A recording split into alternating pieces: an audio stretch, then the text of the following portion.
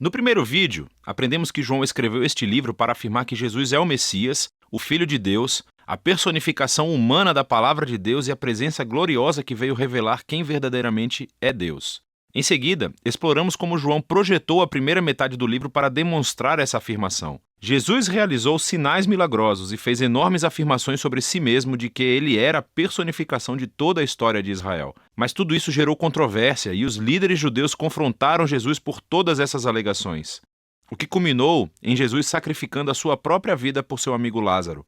Ao aproximar-se de Jerusalém para ressuscitá-lo dos mortos, Jesus selou seu destino. E assim, uma vez que o plano para assassinar Jesus é colocado em ação, chegamos à segunda metade do livro. A primeira parte foca inteiramente na última noite de Jesus e suas últimas palavras aos discípulos, enquanto ele tenta prepará-los para a sua morte. Jesus realiza esse ato chocante no jantar. Ele assume o papel de um servo comum, ajoelhando-se para lavar os seus pés sujos. Algo que, em sua cultura, um rabino superior jamais faria por seus discípulos. E Jesus diz que isso é um símbolo do seu propósito de vida, de revelar a verdadeira natureza de Deus como um ser de amor abnegado. E é também um símbolo do que Jesus está prestes a fazer ao se tornar um servo e abrir mão de sua vida para morrer pelos pecados do mundo. E assim, esse ato demonstra o maior mandamento para os seus discípulos, de que eles deveriam continuar amando uns aos outros como ele os amou.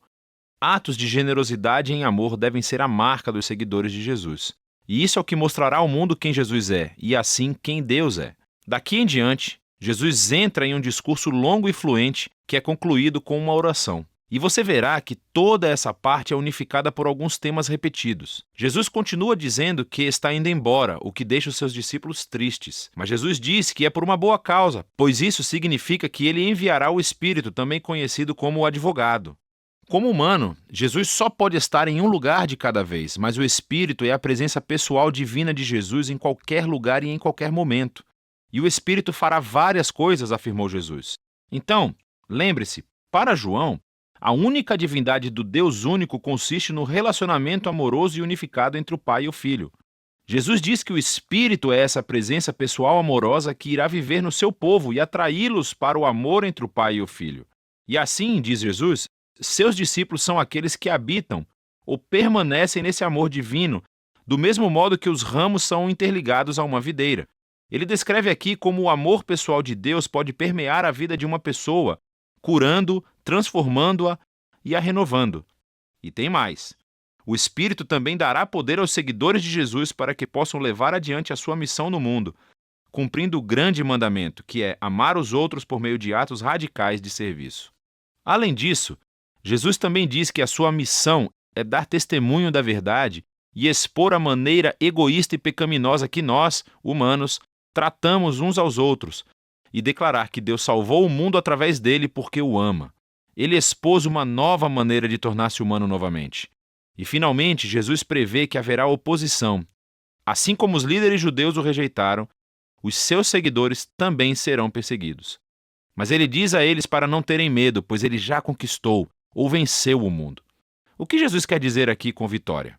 Ele não deixa claro. Mas isso nos leva à seção final do livro em que João nos mostra como é essa vitória, no estilo de Jesus. Os líderes judeus mandam soldados ir atrás de Jesus e de seus discípulos para prendê-lo. E quando os soldados perguntam qual deles é Jesus, ele declara, "Eu sou."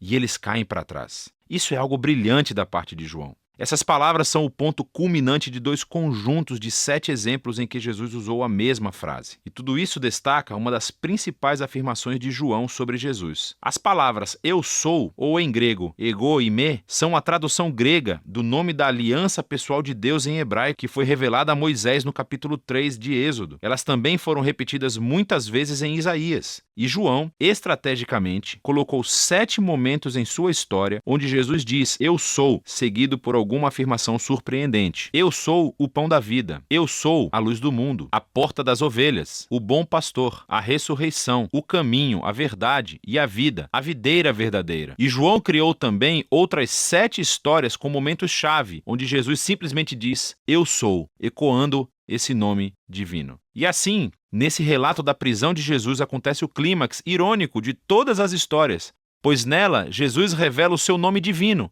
o poder e a vitória, precisamente no momento em que desiste de sua própria vida.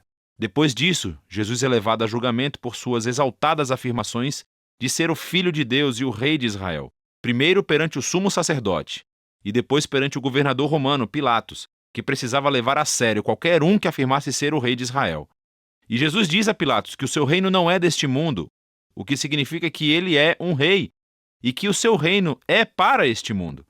Mas o seu sistema de valores radicalmente diferente e a sua redefinição de poder e grandeza, nada disso é procedente deste mundo.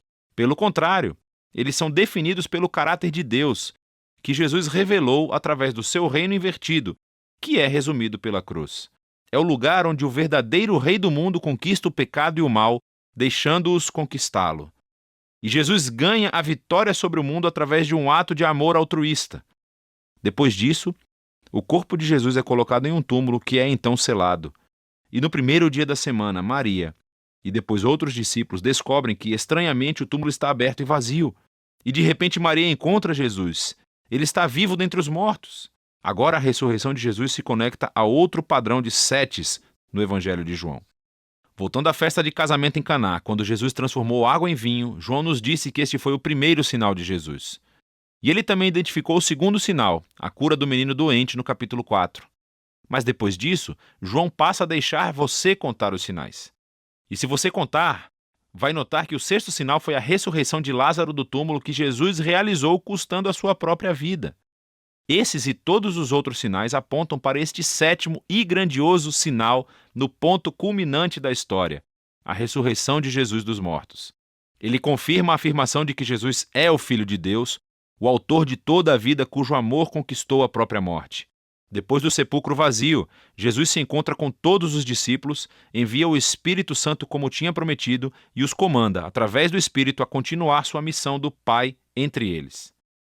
Depois disso, o livro conclui com um epílogo que explora a missão contínua dos discípulos de Jesus no mundo. Então, alguns deles estão pescando e não pegam nada. Jesus aparece na praia e, embora eles não o reconheçam, ele diz a eles para jogarem as suas redes do outro lado do barco. Quando eles obedecem, uma enorme quantidade de peixes é fisgada e só então eles o reconhecem como Jesus. João está oferecendo aqui uma imagem do discipulado de Jesus. Seus seguidores serão mais eficazes no mundo quando o foco não estiver no seu próprio trabalho, mas simplesmente em ouvir a voz de Jesus e obedecê-lo quando ele fala. É quando eles vão realmente vê-lo trabalhar em suas vidas.